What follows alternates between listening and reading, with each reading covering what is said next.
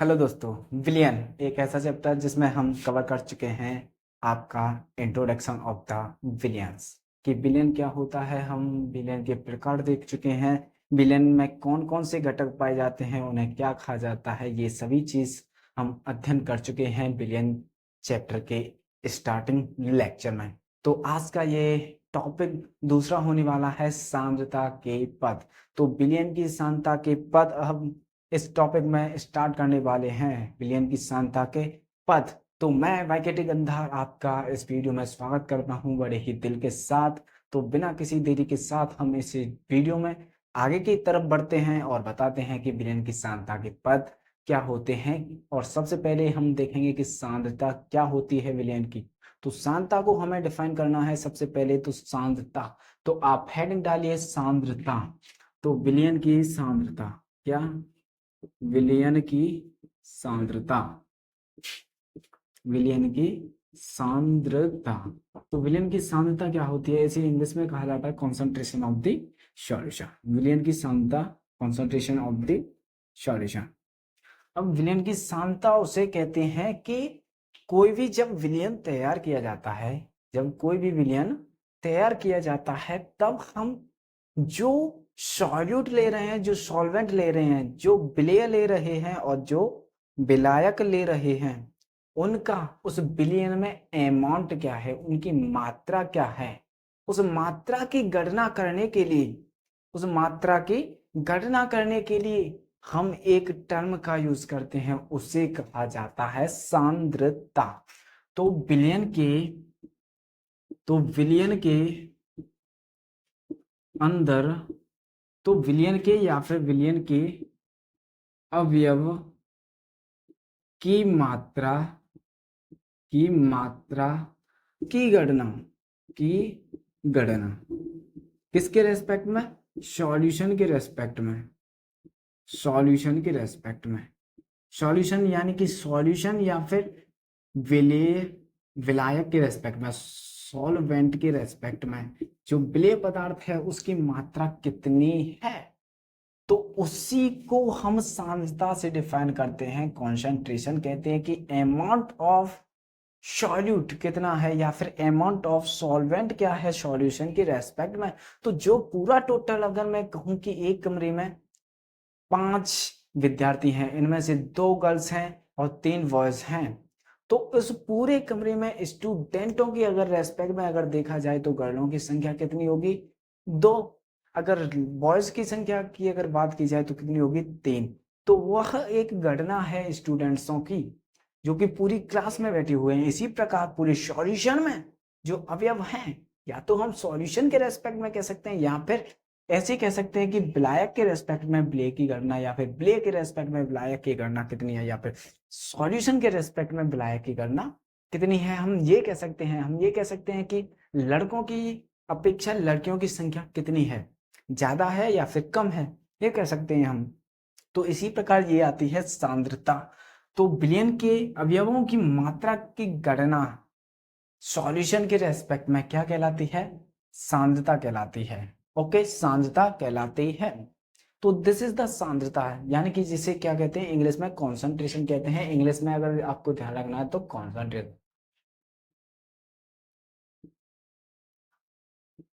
Concentration यानी कि सांद्रता। ओके, तो आई होप सांद्रता के बारे में आपको क्लियर होगा कि सांद्रता क्या होती है। ओके, सांद्रता क्या होती है। अब सांद्रता के इसमें आते हैं पद। तो सांद्रता के पद, तो विलयन की सांद्रता के पद, पूरा टॉपिक हमें यही पढ़ना, विलयन की सांद्रता के पद। तो विलयन की सांद्रता के पद कराने से पहले एक चीज हम देख लेते हैं। विलयन की सांद्रता के पद कराने से पहले एक चीज जो इंपॉर्टेंट आती है उस चीज को हम देख लेते हैं। वह चीज क्या होने वाली है, इंपॉर्टेंट। ओके, तो वह चीज होने वाली है ब्लैक मोल अंशों की गणना करना, मोल नंबर निकालना, किसी भी अवयव का मोल नंबर निकालना। आप जानते हैं कि अणुभार क्या होता है, आप जानते हैं कि अणुभार क्या होता है। किसी भी अगर तत्व की अगर बात की जाए, जैसे सोडियम की अगर मैं बात करता हूँ, आपने पढ़ा होगा कि कितना होता है इसका एटॉमिक वेट, 23 होता है। तो इसी प्रकार अणुओं का एक जो भार आता है उसी कहते हैं हम अणुभार। जैसे NaCl के लिए अगर मैं अणुभार की अगर बात करता हूं NaCl के लिए, तो Na के लिए कितना होता है एटॉमिक वेट 23। Na के लिए जो भार होता है कितना होता है 23 होता है। इसके लिए Cl के लिए कितना होता है 35.5 होता है। अगर मैं इन दोनों को अगर प्लस कर देता हूं यानी कि टोटल दोनों का अलग अलग अगर मैं योग कर देता हूं तो मुझे क्या मिल जाता है, मुझे मिल जाता है अणुभार।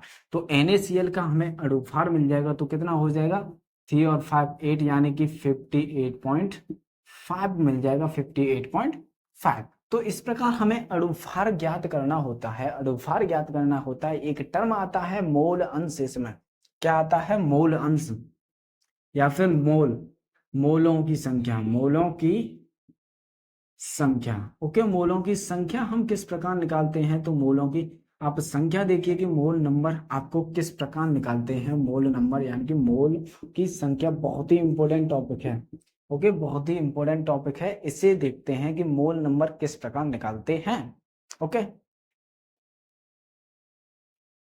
हाँ, तो आपको मोल निकालना है तो मोलों के लिए आपको क्या देखना होगा, देखिए मोलों के लिए आपको देखना होगा भार। जो जैसे अगर NaCl का अगर कुछ भार दिया है, NaCl का अगर भार दिया है तो वह भार लिखना होगा बट्टे अणुभार करना होगा। तो याद रखना है आपको भार बट्टे अणुभार, भार बट्टे अणुभार। तो यहाँ से एक क्वेश्चन पूछा जाता है, उसे हम डिस्कस कर लेते हैं। ओके, तो उस क्वेश्चन को हम डिस्कस कर लेते हैं। ये फॉर्मूला नोट कर लेना अपने नोट्स में। ओके, तो नोट्स बनाते चलना प्रॉपर तरीके से, आपको प्रॉपर ही लिखाया जाएगा, कोई दिक्कत वाली बात नहीं है, कोई हवा में चीजें उड़ाई नहीं जाएंगी। ओके, तो आराम से बड़ी ही प्यार के साथ हम स्टडी करने वाले हैं, डोंट वरी, आराम से रिलैक्स होकर पढ़िए। ओके तो जैसे अगर एक फेमस एग्जांपल है इसका कि 180 ग्राम जल में मोलों की संख्या क्या है, मोलों की संख्या क्या है। तो 180 ग्राम जल में मोलों की संख्या, ओके, कितना है ये ग्राम, सॉरी 180 कीजिए इसे, 180 ग्राम।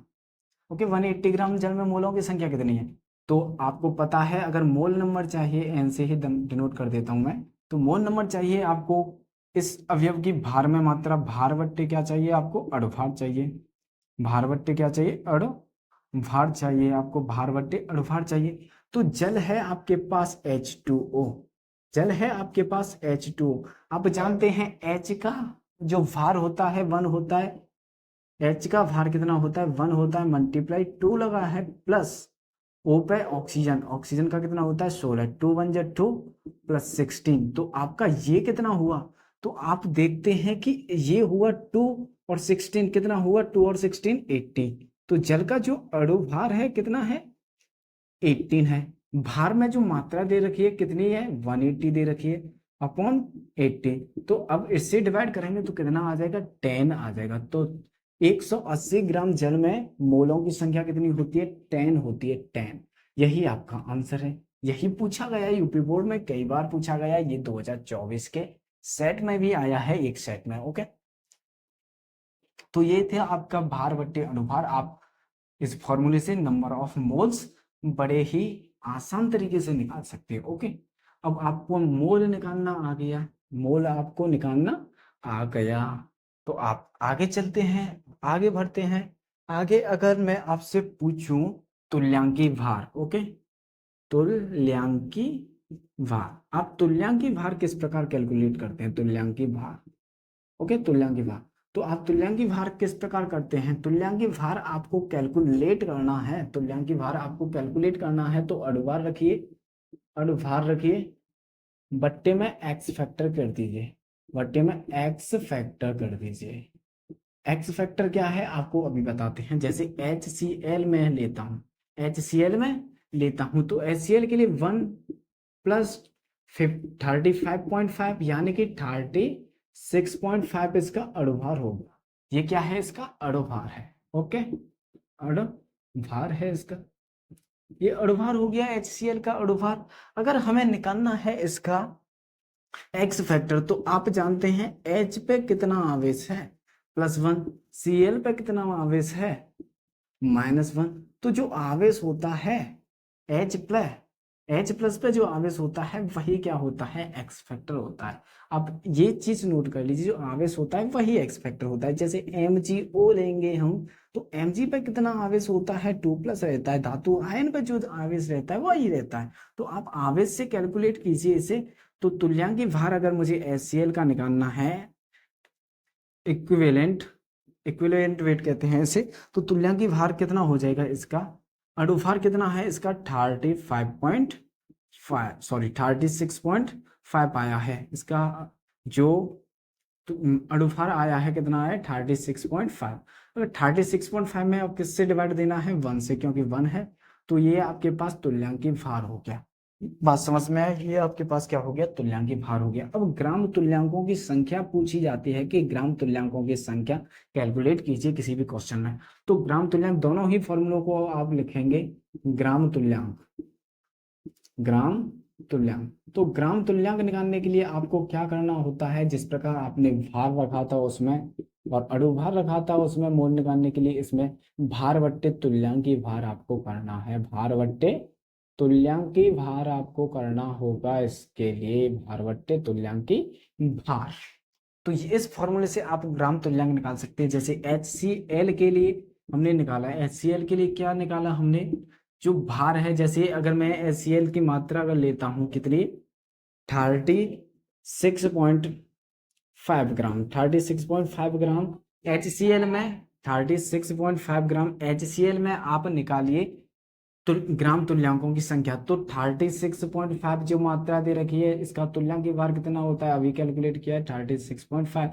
इससे ये कैंसल आउट हुआ तो 1। तो इसका इसका जो ग्राम इक्विवेलेंट की जो नंबर है, ग्राम इक्विवेलेंट नंबर कितना हो जाएगा, 1 हो जाएंगे। ग्राम तुल्यांकों की संख्या कितनी हो जाएगी, इसके लिए 1 हो जाएगी। तो ये थोड़ा सा बेसिक था। वैसे आप क्लास 11th में आप इस चीज के बारे में डिस्कस कर चुके होंगे पूरी तरीके से, बट मैंने थोड़ी सी झलक यहाँ पर भी दिखा दी है, यहाँ पर भी बता दिया है, क्योंकि आगे इस लेक्चर में आपको बताया जाएगा, क्योंकि इनके बारे में कि ग्राम मोल क्या होते हैं, ये ग्राम तुल्यांक क्या होते हैं। अगर आप भूल गए हैं तो आप क्लास 11th की बुक उठाइए और वहां से थोड़ा सा रिपीट कीजिए इन चीजों को। आप उनके नोट्स बन रहे होंगे तो आप उस नोट्सों को उठाइए और इन चीजों को नोट कीजिए। अगर आप बस इतना ही भी याद कर रखते हैं तो पूरा हो जाएगा, कोई दिक्कत नहीं होगा। ओके, तो इस प्रकार होता है, ठीक है। तो आगे देख लेते हैं हम विलयन की सांद्रता। विलयन की सांद्रता को मैं बेसिकली 2 पार्ट्स में डिवाइड करता हूँ, 2 पार्ट्स में डिवाइड करके बताता हूँ। ये मेरा आधार होता है, क्योंकि इसको अगर मैं पार्ट में डिवाइड कर देता हूँ तो इससे हमारा 1-2 क्वेश्चन कंप्लीट हो जाता है। 1 नंबर का जो क्वेश्चन पूछा जाता है वो क्वेश्चन कंप्लीट हो जाता है। इस वजह से मैं इन्हें 2 पार्ट्स में डिवाइड करके चलता हूँ। तो पहला होता है ताप पर निर्भर, ताप पर निर्भर, ताप पे जो निर्भर पद होते हैं उनके बारे में। ओके, ताप पे निर्भर। और दूसरा ताप से स्वतंत्र, ताप से स्वतंत्र, ताप से स्वतंत्र, ताप से स्वतंत्र। ओके, तो ताप से स्वतंत्र, ताप पे जो निर्भर राशि होती है कौन कौन सी होती हैं, अब देखिए। सबसे पहली आती है आपकी आयतन प्रतिशत, आयतन प्रतिशत, आयतन प्रतिशत। आपके दूसरे नंबर पे आती है भार आयतन प्रतिशत, भार आयतन प्रतिशत, भार आयतन प्रतिशत। ओके, या फिर द्रव्यमान आयतन प्रतिशत भी कह सकते हैं इसे, भार आयतन प्रतिशत या फिर द्रव्यमान आयतन प्रतिशत, द्रव्यमान आयतन प्रतिशत। ओके, द्रव्यमान आयतन प्रतिशत, जिसमें आयतन आए वह डिपेंड करेगी। मोलरता हो गई आपकी, मोलरता। ओके, मोलरता हो गई आपकी, मोलरता हो गई आपकी, नॉर्मलता हो गई, नॉर्मलता, नॉर्मलता हो गई आपकी, फॉर्मलता हो गई आपकी, नॉर्मलता हो गई, फॉर्मलता हो गई आपका। तो ये सारी चीजें कौन सी रहती हैं, ताप पर निर्भर करती हैं ये राशियां। अब ताप से स्वतंत्र राशियां कौन कौन सी होती हैं, ताप से स्वतंत्र राशियां भी देख लीजिए। सबसे पहला आता है भार प्रतिशत या फिर द्रव्यमान प्रतिशत, द्रव्यमान प्रतिशत। तो आपका द्रव्यमान प्रतिशत ताप से स्वतंत्र रहता है, द्रव्यमान प्रतिशत ताप से क्या रहता है, स्वतंत्र रहता है, ताप पर निर्भर नहीं करता है, ताप पर निर्भर नहीं करता है। रीजन बताऊंगा क्यों नहीं करता है ताप पर निर्भर। ओके, भार प्रतिशत हो गया आपका, मोल अंश हो गया, कौन सा, मोल अंश हो गया आपका, मोल अंश। तीसरे नंबर पे आपका पीपीएम हो गया, पीपीएम। चौथे नंबर की अगर मैं बात करूं, चौथे नंबर पे आपका हो जाता है मोललता, मोललता, ओके, मोलैरिटी। तो ये सब चीजें जो राशि हैं ये कैसी रहती हैं, ताप से स्वतंत्र रहती हैं या ताप पर डिपेंड नहीं करती हैं, ओके, या ताप पर डिपेंड नहीं करती हैं। अब आगे देख लेते हैं या ताप पर निर्भर क्यों नहीं रहती हैं और ताप पर निर्भर क्यों रहती हैं। तो इसमें आप देखिए इसमें क्या होता है और इसमें क्या होता है, तो अभी बताते हैं कि इसमें क्या होता है। ये जो है ताप से निर्भर राशि, ताप पर जो निर्भर राशि है, क्योंकि जिसके अंदर टेम्परेचर आएगा, जिसके अंदर टेम्परेचर आएगा वह उसके वॉल्यूम को, वह उसके वॉल्यूम को यानी कि आयतन को प्रभावित करेगा, आयतन को प्रभावित करेगा। वॉल्यूम आएगा डेंसिटी घटेगी, वॉल्यूम आएगा डेंसिटी घटेगी, ओके। वॉल्यूम क्या होगा, सॉरी, हाँ, डेंसिटी क्या होगी, घटेगी, क्योंकि उसके मॉलिक्यूलर अणु क्या है, गति करने लग जाएंगे।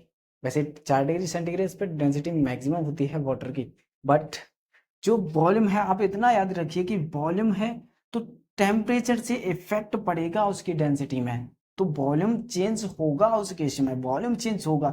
जब वॉल्यूम चेंज हो रहा है तो फॉर्मलता में भी वॉल्यूम आता है, नॉर्मलता में भी वॉल्यूम आता है, मोलरता में भी द्रव्यमान आयतन में आयतन आ ही रहा है, इसमें आयतन प्रतिशत में भी आयतन आ रहा है, तो सभी में ये आयतन आ रहा है। जब आयतन आ रहा है इन राशियों में तो यह ताप पर क्या करेगी, डिपेंड करेगी। ताप से यह राशि 100% चेंज होंगी, ओके, 100% चेंज होंगी। ताप से स्वतंत्र राशि, अब ताप से स्वतंत्र राशि कौन सी है, जिसमें जो आयतन नहीं आए, नो आयतन, जिसमें आयतन क्या है, आयतन नहीं आता है, इनमें आयतन नहीं होता है। और जब आयतन नहीं होगा तो यह ताप से स्वतंत्र रहेंगी, क्योंकि द्रव्यमान जो है ताप पर निर्भर नहीं करता है, जो द्रव्यमान है वह फिक्स ही रहेगा, ओके। सबसे पहले अब हेडिंग लगाते हैं हम आयतन प्रतिशत, ओके, आयतन प्रतिशत।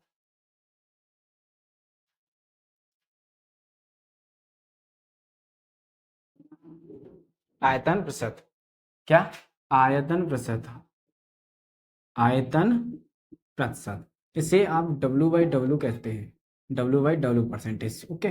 तो आयतन प्रतिशत क्या रहता है, तो इसमें परिभाषा लिख लीजिए। वैसे फॉर्मूला मोस्ट इंपोर्टेंट रहते हैं, बट आप इसमें लिखें तो, लिखना चाहते हैं तो लिख लीजिए। तो बिलियन के, तो बिलियन के 100 ग्राम, 100 ग्राम बिलियन की, तो बिलियन की करना, बिलियन की 100 या फिर बिलियन के ऐसे कीजिए, बिलियन के 100 ग्राम भार में, 100 ग्राम भार में उपस्थित, उपस्थित अवयव के, अवयव के भार की संख्या, अवयव के भार की मात्रा, भार की मात्रा आयतन प्रतिशत कहलाती है, आयतन प्रतिशत कहलाती है, ओके, आयतन प्रतिशत कहलाती है, ओके। तो जब W/W परसेंटेज आपका क्या हो जाएगा, W/W परसेंटेज हो जाएगा, W/W परसेंटेज। अगर कोई एक है विलेय और एक है विलायक, ये मैं आपको ले रहा हूँ विलेय, ये विलेय ले रहा हूँ ए, हर एक केस में विलेय ए होगा, ठीक है, सॉरी, विलेय को बी ले लेते हैं, विलेय को बी ले लेते हैं और विलायक को ए ले लेते हैं, ये ए, बेलायक, ठीक है। यह मैंने क्या लिया है, विलायक लिया है, विलायक, ठीक है। तो विलायक मैंने ए लिया है, विलेय को लिया है मैंने बी। तो हमारे पास क्या हो जाएगी, तो जो भार है WA है, बट्टे में बिलियन का कुल भार WA प्लस WB, और इनटू परसेंटेज के लिए 100 लगा दीजिए। अगर W/W परसेंटेज आपको चाहिए किसके लिए, बी के लिए, बी के लिए चाहिए यानी कि विलेय पदार्थ के लिए चाहिए, तो WA/WA प्लस WB हो जाएगी, इंटू में 100 हो जाएगी। तो ये फॉर्मूले बन जाएंगे, और ये जो परिभाषा लिखी हुई है ये भी एक फॉर्मूला ही है, ओके।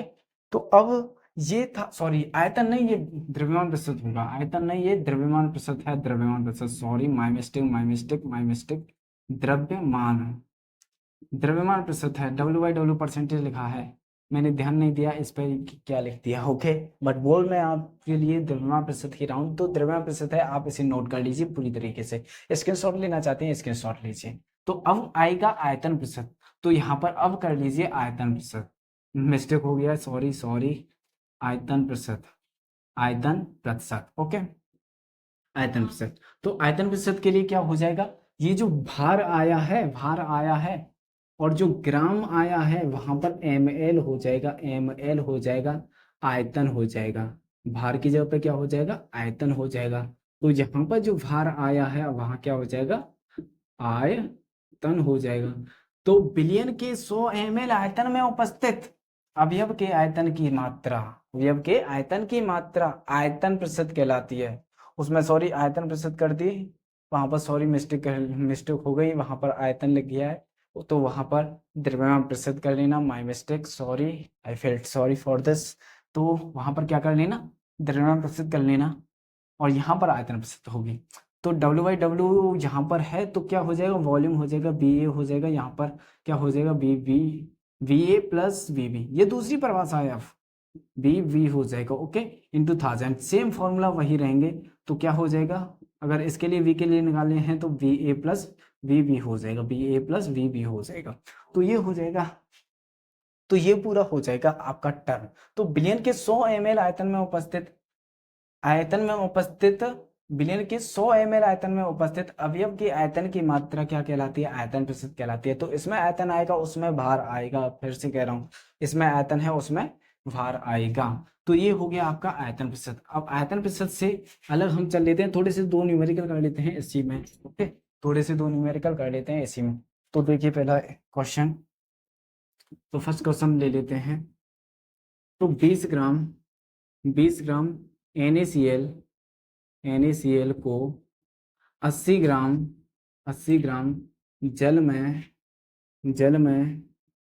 घोला जाता है, घोला जाता है तो घोला जाता है तो बोला जाता है, तो NaCl, तो NaCl का द्रव्यमान प्रतिशत होगा, द्रव्यमान प्रतिशत होगा। ओके, द्रव्यमान प्रतिशत निकालने हैं, तो द्रव्यमान प्रतिशत W/W निकाले हैं, W/W परसेंटेज निकाले हैं NaCl के लिए।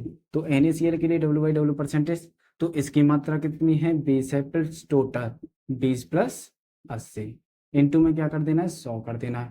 तो ऊपर 20, नीचे कितना हो जाएगा, 20 और 80, 100 हो जाएगा, मल्टीप्लाई में 100, 100 से आपका 100 खत्म, तो कितना हो जाएगा, 20% आ जाएगा, 20% आपका ये आ जाएगा।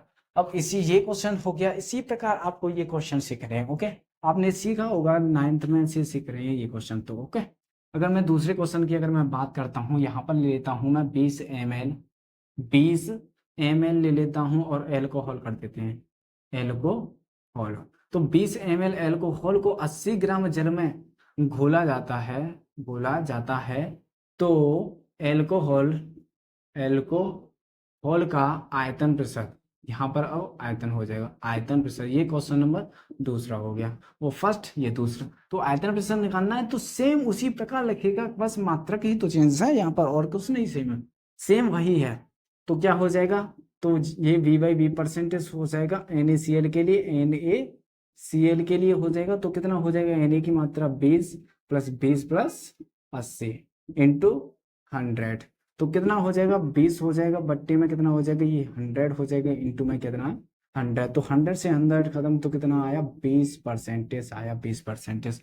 ओके, तो आपको इस प्रकार ये सॉल्व करने हैं। तो आगे की तरफ बढ़ते हैं, आगे की तरफ बढ़ते हैं, आगे की तरफ। अब कौन सा आता है आगे की तरफ, देख लेते हैं थोड़ा सा और। अब आता है आपका मोल आयतन भार प्रतिशत, या फिर द्रव्यमान आयतन प्रतिशत। तो द्रव्यमान आयतन प्रतिशत को अब डिस्कस कर लेते हैं थोड़ा सा। तो चलिए अभी द्रव्यमान आयतन प्रतिशत देख लेते हैं कि द्रव्यमान आयतन प्रतिशत क्या होता है, ओके। तो द्रव्यमान आयतन प्रतिशत, अगली हेडिंग डाल लीजिए आप, द्रव्यमान आयतन प्रतिशत। जहां प्रतिशत आ जाए वहां पर 100 ml लेना है या फिर 100 ग्राम लेना है, वही चीज लेना है। तो द्रव्यमान आयतन प्रतिशत में आप लिखिए कि द्रव्यमान आयतन प्रतिशत क्या होता है। तो बिलियन के विलयन के 100 ml आयतन में उपस्थित अवयव के भार की मात्रा, अवयव के भार या द्रव्यमान की मात्रा,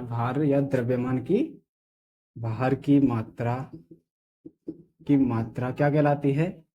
द्रव्यमान प्रतिशत, यानी कि W/V परसेंटेज कहलाता है। W/V परसेंटेज कहलाती है। तो W/V परसेंटेज यह कहलाती है। ओके, W/V परसेंटेज कहलाती है, W/V परसेंटेज। ओके, तो W/V परसेंटेज के लिए एक अवयव है, विलेय पदार्थ है, जो कि ग्राम में है। ओके, विलेय पदार्थ ग्राम में है और ये ml में है। तो W/V परसेंटेज क्या हो जाएगा? W/V परसेंटेज तो हो जाएगा अवयव की मात्रा या फिर विलेय की मात्रा जो है W, हमने क्या लिया है? W/V लिया है, बट्टे में BA हो जाएगा, इंटू में 1000 हो जाएगा, ये था आयतन, द्रव्यमान आयतन प्रतिशत। अब आगे की तरफ बढ़ते हैं। एक और टर्म आता है हमारा, उसे कहते हैं हम ppm। ओके, तो चलिए अगली हेडिंग कर लेते हैं ppm की।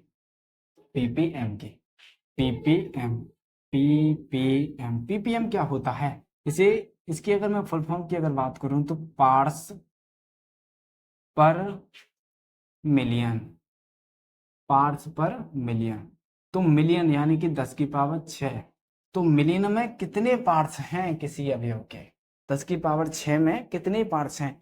यह जो ppm है, सूक्ष्म मात्रा के लिए आती है। तो सूक्ष्म मात्रा निकालने के लिए 10⁶ यानी कि मिलियन में कितना पार्ट्स है उसका, इसके लिए आती है मिलियन। 10⁶। 10⁶ का मतलब आप समझ रहे हो, 10 एक के पीछे 6 0, 1 2 3 4 5 6, इकाई, दहाई, सैकड़ा, हजार, 10,000, लाख, 10 लाख। तो 10 लाख में जितने पार्ट्स हैं उसकी संख्या, अगर एक पार्ट्स है तो 10 लाख में एक पार्ट्स बहुत छोटा हो गया, तो बहुत सूक्ष्म मात्रा के लिए हम इसे निकालते हैं। ओके, तो ये है पार्ट्स प्रति मिलियन। तो इसकी हेडिंग डाल देते हैं, पार्ट्स प्रति मिलियन हिंदी में कहा जाता है पार्ट्स पर मिलियन, पार्ट्स पर मिलियन, सी कहते हैं। ठीक है, तो इसकी परिभाषा लिखेंगे आप। ओके, तो विलियन के 10⁶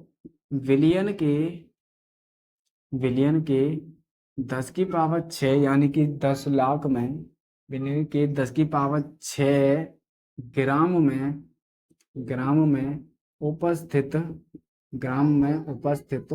विलेय पदार्थ की मात्रा ppm कहलाती है।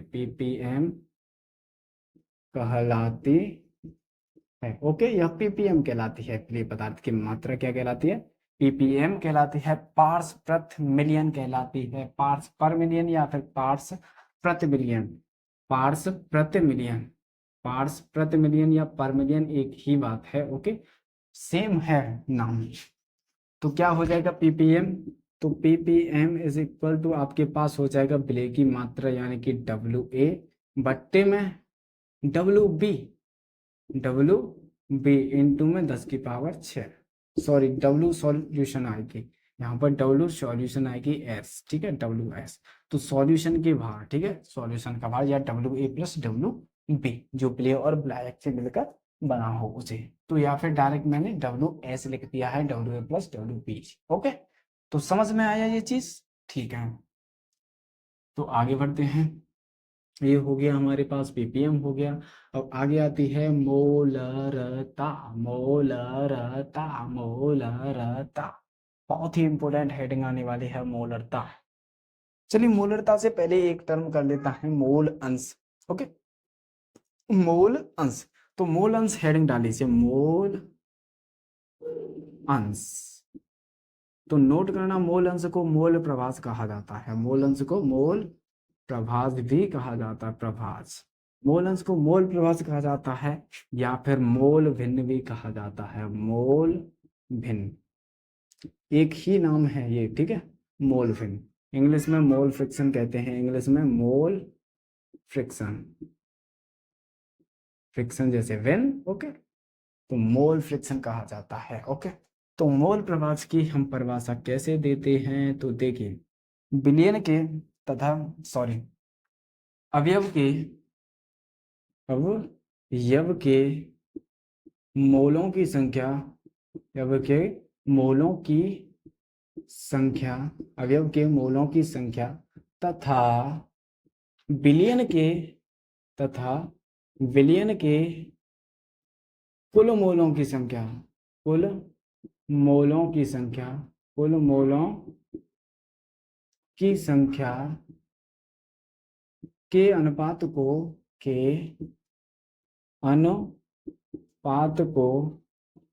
मोल अंश कहा जाता है। मोल अंश कहा जाता है, मोल अंश कहा जाता है, मोल अंश कहा जाता है, ओके।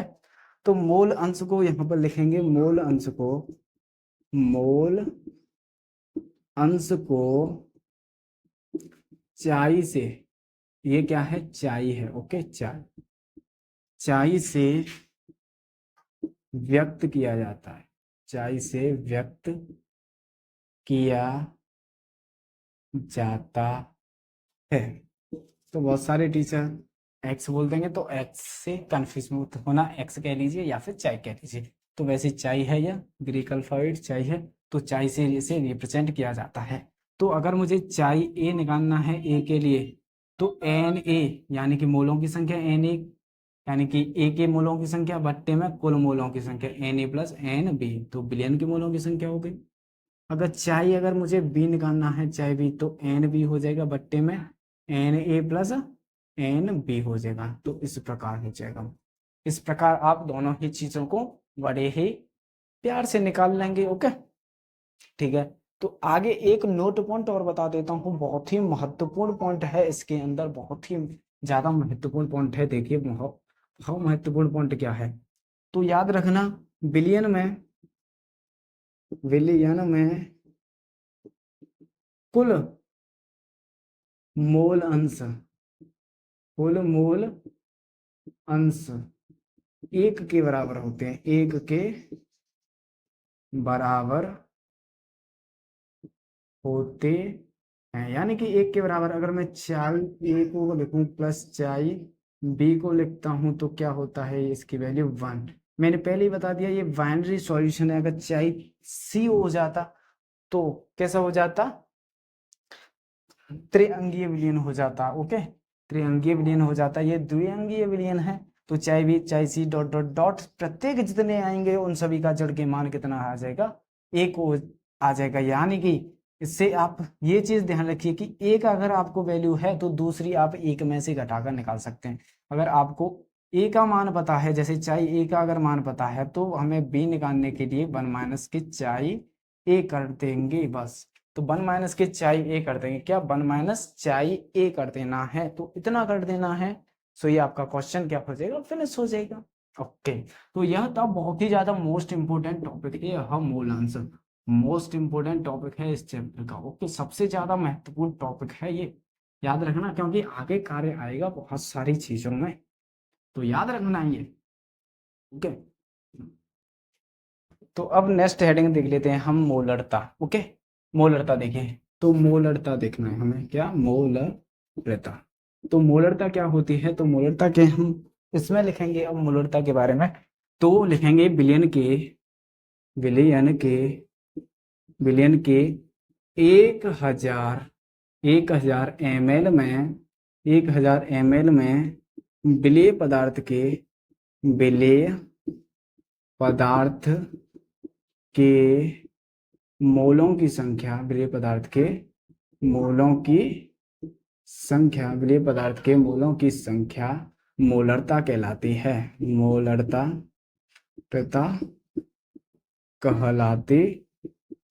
मोलरता कहलाती है, तो विलेय पदार्थ बिलियन के 1000 ml में उपस्थित विलेय पदार्थ के मोलों की संख्या क्या कहलाती है? मोलरता कहलाती है, मोलरता कहलाती है। तो इसे हम लिखेंगे, आप इसे कैपिटल M से व्यक्त करते हैं, व्यक्त किया जाता है। तो कैपिटल M से हम इसे व्यक्त करते हैं। तो अगला पॉइंट लिखेंगे, इसका मात्रक मोल प्रति लीटर होता है, मोल प्रति लीटर होता है। ओके, इसका मात्रक क्या होता है? मोल प्रति लीटर होता है। तो इसका फॉर्मूला क्या हो जाएगा? M इज इक्वल टू विलेय के मोलों की संख्या, विलेय क्या लिया था हमने? NV लिया है, तो बिलियन का आयतन तो V ले लेंगे। ओके, बिलियन का आयतन या फिर V इंटू में क्या हो जाएगा? 1000 हो जाएगा। ये किस में है? ml में। ओके, या फिर लीटर में ले सकते हो आप। तो 1000 आपको लगाने की कोई आवश्यकता नहीं होगी। ओके, 1000 लगाने की आपको कोई आवश्यकता नहीं होगी। तो NB बट्टे में V इंटू 1000, ये है आपकी मोलरता। तो इससे अब नेक्स्ट जो टर्म आता है उसे कहा जाता है आपकी भाषा में मोललता। लता आती है, ये रता थी, एक आती है लता, ललता। ठीक है, मोललता, ओके, मोललता। तो कंफ्यूज मत होना, मोललता है। ठीक है, वहां पर लिखाया था ताप से स्वतंत्र और ताप पर निर्भर राशि में। ठीक है, तो मोललता क्या होती है? बिलियन के नहीं, इसमें आता है विलायक। ये चीज नोट करनी है, इसमें विलायक के 1000 ग्राम में, विलायक के 1000 ग्राम में उपस्थित विलेय पदार्थ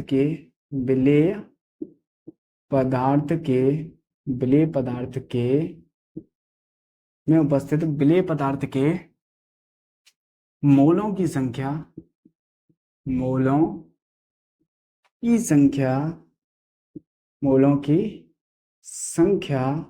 मोललता कहलाती है, मोललता कहलाती है। कि 1000 ग्राम में कितने मोल उपस्थित हैं विलेय पदार्थ की, वही क्या कहलाती है? आपकी मोललता कहलाती है। आप मोललता को स्मॉल m से डिनोट करते हैं, तो इसे स्मॉल m से व्यक्त करते हैं, व्यक्त किया जाता है, इसे स्मॉल m से व्यक्त किया जाता है। इसका मात्रक क्या हो जाता है? मोल प्रति किग्रा हो जाता है। इसका मात्रक क्या हो जाता है? इसका मात्रक मोल प्रति किग्रा। तो मोल प्रति किग्रा यानी कि मोल पर केजी होता है। तो आप इसी प्रकार लिखना, पूरी तरीके से नंबर आपको फुल मिलेंगे। ओके, मोल प्रति केजी होता है इसका मात्रक। अब इसके फॉर्मूले की बात कर लेते हैं कि इसका फॉर्मूला क्या होता है। तो स्मॉल m बराबर विलेय के मोलों की संख्या NB बट्टे में विलायक की भार में मात्रा WA लेना है, WA लेना है इसमें, लेकिन किस में है? ग्राम में मात्रा ले रहे हैं तो ऊपर क्या हो जाएगा? 1000 हो जाएगा। ग्राम में मात्रा ले रहे हैं तो ऊपर क्या हो जाएगा? 1000 हो जाएगा। तो ये थी आपकी मोललता, ये मोललता थी। अब इसके बाद जो चीज आएगी उसे कहा जाता है, इसके बाद थोड़ा से न्यूमेरिकल कर लेते हैं कि इसमें न्यूमेरिकल कैसे आते हैं। ओके, इसमें न्यूमेरिकल कैसे आते हैं, तो न्यूमेरिकल कर लेते हैं, न्यूमेरिकल। ओके, तो एक न्यूमेरिकल लिखेंगे आप,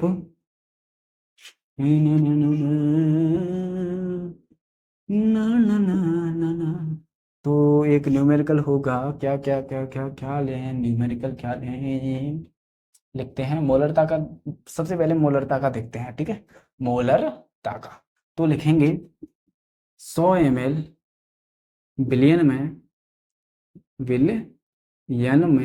100 ml बिलियन में 100 ml बिलियन में 196 ग्राम H2SO4 196 ग्राम H2SO4 की 196 ग्राम H2SO4 की मोलरता क्या होगी? मोलरता क्या होगी? तो मोलरता हमें ज्ञात करनी है, इसी प्रकार नॉर्मलता आप ज्ञात कर सकते हैं। ओके, मोलरता क्या करनी होगी? तो H2SO4 आपको दिया है, H2SO4 आप सॉल्यूशन देख लेते हैं इसका। H2SO4 आपको दिया है, H2SO4 का अगर मैं अणुभाग निकालता हूं तो H पे 1 × 2, H के लिए 1 × 2 हो जाएगा, प्लस S कितने पे आता है? 16 पे आता है सल्फर, तो 16 दूनी कितना होता है? 32 हो जाएगा, इसके लिए 32। ऑक्सीजन कितने पे आता है? ऑक्सीजन 8 पे आता है, तो 8 के लिए 16 हो जाएगा, इंटू में 4 हो जाएगा, तो 16 पंजे कितना, सॉरी 16 चौका 64 हो जाएगा, ये प्लस कितना हो जाएगा? 32 हो जाएगा, प्लस 2 हो जाएगा, 2 और 2 4, 4 और 4 8, यानी कि 98 इसका क्या आ जाएगा? ये आ जाएगा। और मैं H2SO4 के मोलों के, सॉरी मोलों की संख्या करता हूँ, NH2SO4 निकालते हैं हम। NH2SO4 कितना है? इसमें मात्रा कितनी दे रखी है? 196 दे रखी है, 98 दे रखा है, तो इससे कितनी बार कटा? 2 टाइम्स कट जाएगा ना। हाँ, तो 2 टाइम्स कट गया, तो ये कितना आया? 2 आया वैल्यू इसकी। तो अब निकाल देते हैं, आपको मोलरता निकालनी है कैपिटल M, तो बिले के मोल कितना है? 2, तो बिले के मोल 2 बट्टे बिलियन का आयतन, बिलियन का आयतन ml में दिया है, चलिए तो ml में लिख लेते हैं। बिलियन का आयतन कितना है? 100 इंटू में 1000, तो 2 जीरो से ये 2 जीरो खत्म, तो m इज इक्वल टू कितना आया? 20 मोलर बिलियन आ गया। m इज इक्वल टू 20 मोल प्रति किग्रा, सॉरी मोल प्रति लीटर आ गया। इतने मोल प्रति लीटर आपकी मोलरता हो गई। तो आई थिंक आपको समझ में आया होगा कि न्यूमेरिकल किस प्रकार आते हैं। इसी प्रकार न्यूमेरिकल आते हैं, कोई ज्यादा टफ न्यूमेरिकल नहीं आते हैं इस चैप्टर में। ओके, तो बहुत ही इजी चैप्टर है, आप पढ़िए ध्यान से। तो ये थे हमारे सांद्रता के पद। तो हमारी सांद्रता के पद की ये वीडियो यहीं पर समाप्त होती है। आई थिंक आपको वीडियो अच्छी लगी होगी। अगर वीडियो आपको अच्छी लगी है, इसे लाइक कीजिए, शेयर कीजिए ज़्यादा से ज़्यादा, और आप पहले बार अगर इस चैनल पे आए हैं तो भाई सब्सक्राइब कीजिए, कमेंट कीजिए। इस वीडियो में अगर कोई गलती हो कुछ भी प्रकार की तो बताइए, हम उसे सुधार करने की कोशिश करेंगे। बस इस वीडियो में इतना ही। थैंक यू दोस्तों।